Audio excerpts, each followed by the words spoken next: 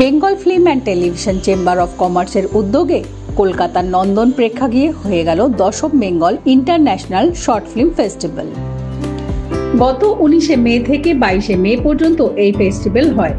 গতকাল 22 মে নন্দনে চলচ্চিত্র উৎসব সমাপ্তি শেষে কলকাতার অন্যতম 5 তারা হোটেলে পুরস্কার বিজেতাদের পুষ্পস্তবক, ট্রফি, উত্তরীয় পরিয়ে সম্মানিত করা হয় এবং চলচ্চিত্র জগতের সাথে যুক্ত বিশিষ্ট মানুষজনদের খ্যাতনামা ব্যক্তিদের নামাঙ্কিত লাইফ টাইম অ্যাচিভমেন্ট পুরস্কারে সম্মানিত করা হয়।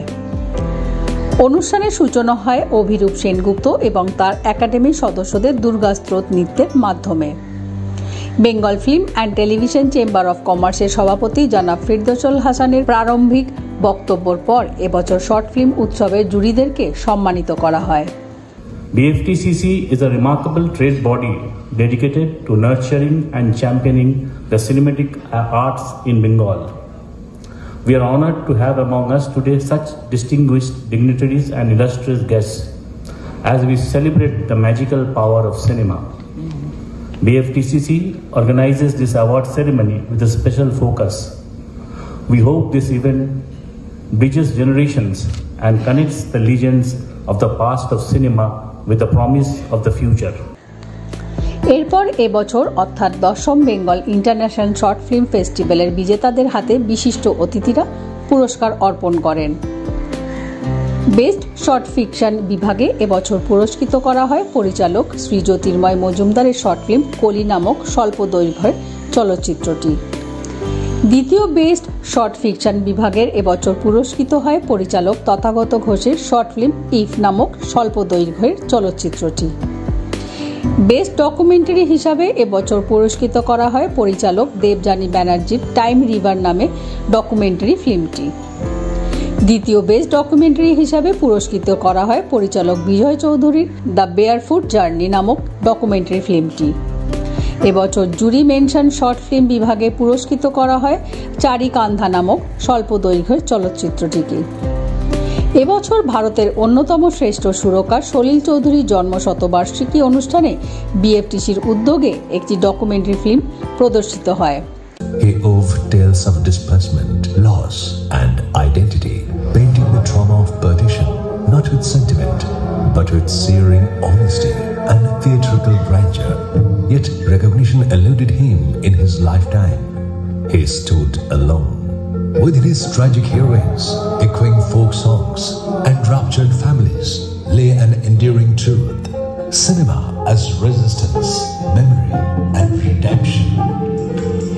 Bengal film and television chamber of কমার্সের পক্ষ থেকে প্রতিবারের মতো এবারও বাংলার বিশিষ্ট চলচ্চিত্রের সাথে যুক্ত ব্যক্তিদের নামাঙ্কিত পুরস্কার দেওয়া হয় বিশিষ্ট মানুষজনদের। এবছর সলিল চৌধুরী নামাঙ্কিত লাইফ টাইম অ্যাচিভমেন্ট পুরস্কারে পুরস্কৃত করা হলো বিশিষ্ট সুরকার শ্রী দেবজ্যোতি মিশ্রকে। অতীতের বিখ্যাত চলচ্চিত্র সাংবাদিক কালিশ মুখোপাধ্যায়ের নামাঙ্কিত লাইফ টাইম অ্যাচিভমেন্ট পুরস্কারে পুরস্কৃত করা হয় বিশিষ্ট সাংবাদিক শ্রীমতী রত্নতমা সেনগুপ্তকে। এবছরে বাংলার অতীতের বিশিষ্ট প্রযোজক BN সরকারের নামাঙ্কিত অ্যাচিভমেন্ট পুরস্কার প্রাপক হলেন কলকাতার বিখ্যাত প্রোডাকশন হাউস ছায়াবাণী প্রাইভেট লিমিটেডের কর্ণধার শ্রী রামলাল নন্দী। রামলাল নন্দীর অনুপস্থিতিতে তার পুরস্কার গ্রহণ করেন তার পুত্র সৌগত নন্দী। ভারতে অতীতে চলচ্চিত্র জগতের কিংবদন্তি পরিচালক দেবকী কুমার বাসুর নামাঙ্কিত লাইফ টাইম অ্যাচিভমেন্ট পুরস্কার পেলেন বিশিষ্ট চলচ্চিত্র পরিচালক শ্রী বীরেশ চট্টোপাধ্যায়।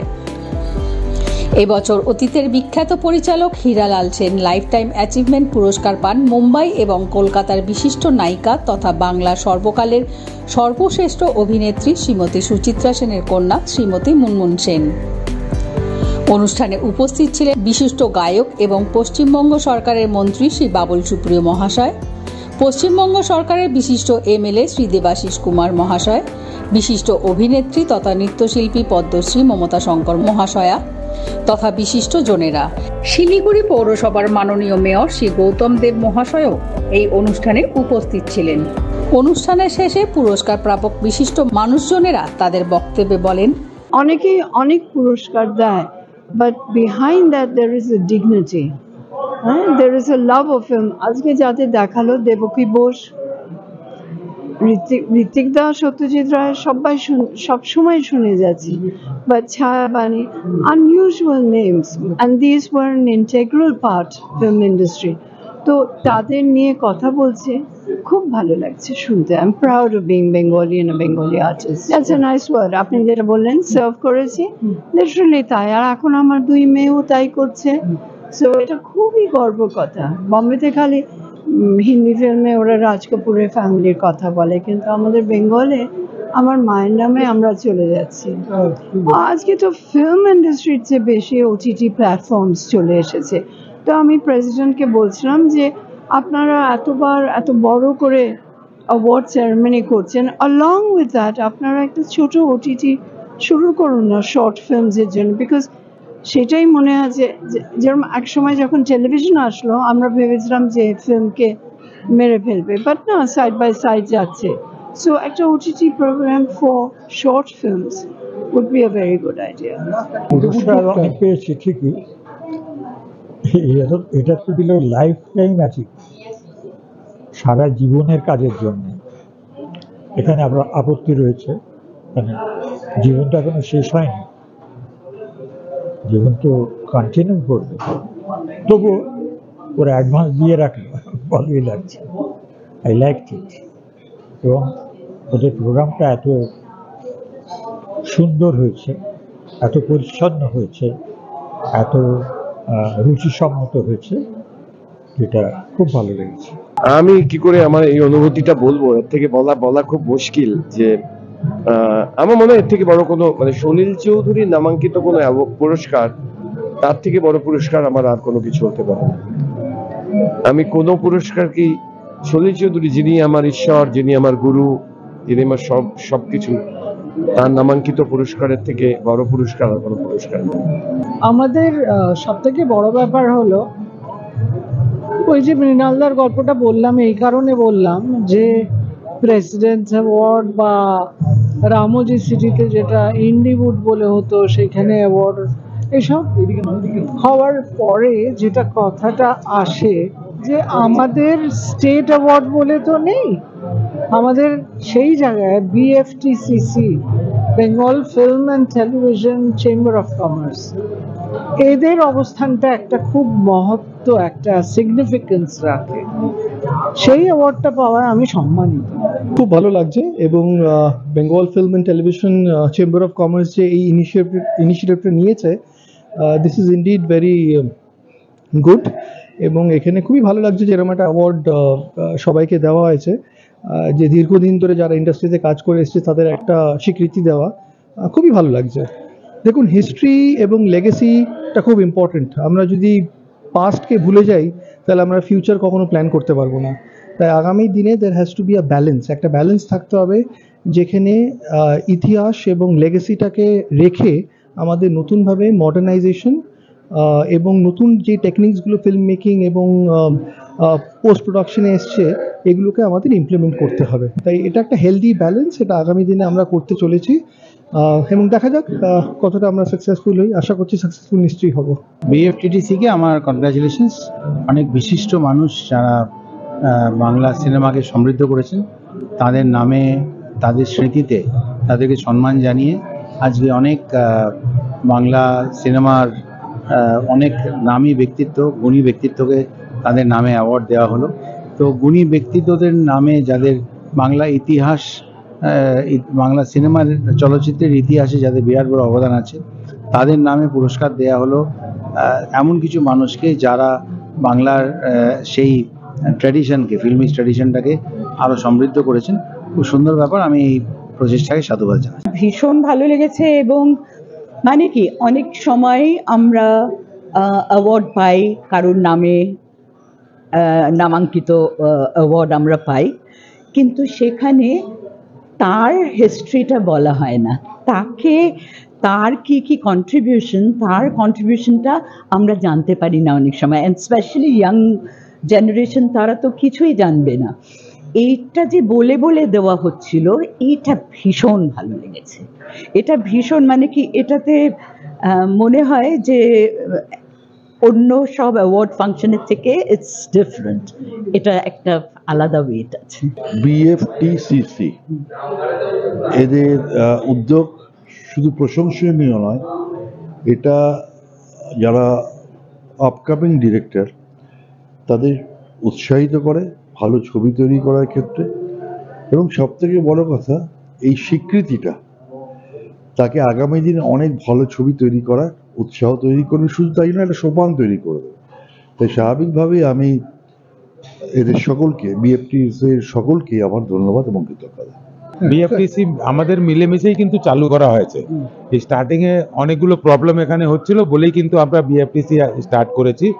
তারপর আমার বয়স হয়েছে বলে আমি সেরকম দেখি না, বিপ্লব দেখে, হাসানদা দেখে, আর এরা কিন্তু খুব ভালোভাবে কিন্তু এগিয়ে নিয়ে যাচ্ছে শর্ট ফিল্ম, আর এদেরকে সবাইকে অ্যাওয়ার্ড দেওয়া, বছরে কম করে 2, 3, 4 ফাংশন করা, এরকম মানে আই এম ভেরি হ্যাপি। আমি খুব খুশি, এত খুশি কল্পনা করা যায় না। বিএফটিসি বিগত বেশ কয়েক বছর ধরে যে এই অনুষ্ঠানটি করছেন, এখানে এই যে প্রতি বছর এই ক্রমান্বয়ে দেখতে পাচ্ছি এর উন্নতিটা, এবং এই উন্নতিটার সেটা তো অবশ্যই আমরা চাই যে যতদিন যায় একটা জিনিস, একটা উদ্যোগ যাতে উন্নতির পথে যায়, সেটাই নিয়ম, এবং সেই নিয়মের কিন্তু ব্যতিক্রম কিন্তু বিএফটিসি নয়। কারণ আমি গত কয়েক বছরের থেকে দেখছি এবছরে আরও লোক সমাগম, এবং তার প্রধান কারণ হলো তারা শুধুমাত্র বাংলা চলচ্চিত্রের উপরেই ফোকাস করছে না, তারা এখানে যে নতুন পরিচালক যারা স্বল্পদৈর্ঘ্যের ছবি করছে তাদেরকেও কিন্তু একটা উৎসাহ দিচ্ছেন, এবং তাদেরকে এই প্ল্যাটফর্মে নিয়ে আসা, এটা কিন্তু অত্যন্ত একটা জরুরি কাজ, যেটা ভবিষ্যতে হয়তো এর একটা অবশ্যই কতটা অবদান সেটা সময় বলবে, আমি এখানে দাঁড়িয়ে বলতে পারবো না। তবে যেখানে দাঁড়িয়ে বাংলায় প্রায় স্বল্পদৈর্ঘ্যের ছবি বা ডকুমেন্টারি ছবি কোথাও তাদের স্থান পায় না, সেখানে দাঁড়িয়ে এইরকম একটা প্ল্যাটফর্মে তাদেরকে নিয়ে আসা, তাদেরকে স্থান দেওয়া, এবং তার সাথে সাথে আমরা যে স্মৃতির অতলে চলে গেছে যারা, অথচ যারা কাণ্ডারি, যারা ছাড়া আমাদের বাংলা সিনেমাই হতো না, সেটা বিএন সরকার হোক, দেবকী বসু হোক, বা হীরালাল সেন, যাদেরই আমরা তাদের স্মরণ করে যে অ্যাওয়ার্ডগুলো দেওয়া হচ্ছে তাদের স্মৃতির উদ্দেশ্যে, এটাকে তো অবশ্যই আমি সাধুবাদ দেব। কারণ এই আজকের সময় দাঁড়িয়ে একমাত্র এই অনুষ্ঠানের মাধ্যমে যে অ্যাওয়ার্ড তুলে দেওয়া হচ্ছে, সেই পুরস্কারেই কিন্তু তারা আজকে আরও চিরস্মরণীয়, তাদের আয়ু বাড়িয়ে দিচ্ছে। মানে যে আয়ুটা ধরে রাখবে এই আজকের বিএফটিসির অ্যাওয়ার্ডগুলো, এই লোকগুলোকে ধরে রাখবে আমাদের মনের মণিকোঠায়, এবং এই সেলিব্রিটি যারা পেলেন তারা অত্যন্ত কৃতি। বিদেশ চট্টোপাধ্যায়ের মতো লোক, যার সিনেমা দেখে আমরা বড় হয়েছি। মন্দির মানে সত্যি কথা বলতে প্রথম মানে কলেজ লাইফ থেকে শুরু করে এখনো মন্দির ফ্যান আমি, এবং রত্নতমাদি একজন অত্যন্ত গুণী, তার কলমের জোর এবং সিনেমার ক্রিটিসিজম তিনি যেভাবে করেছেন বা করে এসছেন, বা রামবাবুর অবদান আমাদের এখনো যেটা নিউ থিয়েটার স্টুডিও চলছে, অবশ্যই আমি প্রত্যেকের কাছে মনে করি যে প্রত্যেকের বাড়িতে আজকে এই বিএন সরকার, দেবকী বসু, হীরালাল সেন আবার বেঁচে থাকবে। ক্যামেরায় অত্রি ব্যানার্জি ও সুজাতা সিং এর সঙ্গে কিংসুক চক্রবর্তী, এটিএন বাংলা, কলকাতা।